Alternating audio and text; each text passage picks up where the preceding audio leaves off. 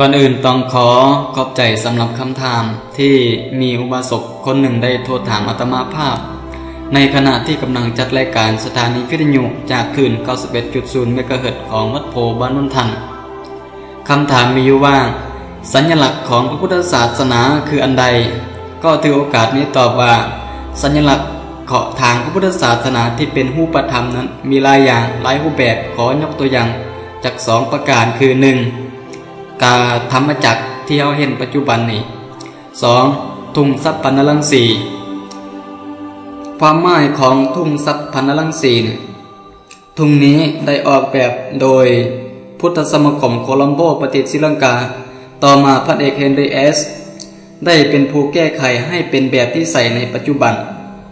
พันเอกเฮนรีเอสบุคคลนี้เป็นสาวอเมริกัน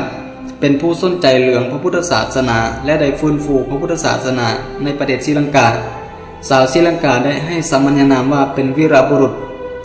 ทุ่งสัพพนรังสีเริ่มใช้เป็นครั้งทำอิฐเมื่อปีพุทธศักราช 2428 ต่อมาองค์กรพุทธศาสนิกสัมพันธ์แห่งโลก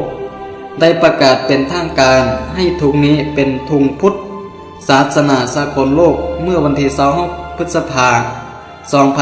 2493 ที่กรุงโคลัมโบประเทศศรีลังกาทุ่งที่เป็นสัญลักษณ์ศาสนาพุทธก็คือทุ่งสัพพนรังสีนี่เองทีนี้มาเบิ่งความหมายของทุ่งสัพพนรังสีคำว่าสัพพนรังสีหมายถึงรัศมี6ประการที่ทรงแสงประกายแวววาวอ้อมพระวรกายของพระพุทธเจ้าทุ่งสัพพนรังสีมีรัศมี6ประการที่แฝงด้วยความหมายดังนี้ 1. สีนิละหรือว่าสีเขียวหมายถึงพระมหากรุณาธิคุณแห่งองค์สมเด็จพระสัมมาสัมพุทธเจ้าอันแผ่ไพศาลไปทั่วสากลจักรวาล 2. สีปิตะหรือว่าสีเหลืองหมายถึงมัชฌิมาปฏิปทาหรือแนวทางการดำเนินชีวิตแนวทางการปฏิบัติให้เดินไปตามสายกลาง 3. สีโรหิตะหรือว่าสีแดงหมายถึงอำนวยอวยพรให้ประสบความสำเร็จสมบูรณ์ด้วยสติปัญญาคุณงามความดีและความเป็นผู้มีสุขดีทุกอย่าง 4. สีโอทตะหรือว่าสีขาวหมายถึงความบริสุทธิ์แห่งพระธรรม 5. สีมันเศรษฐาหรือว่าสีส้ม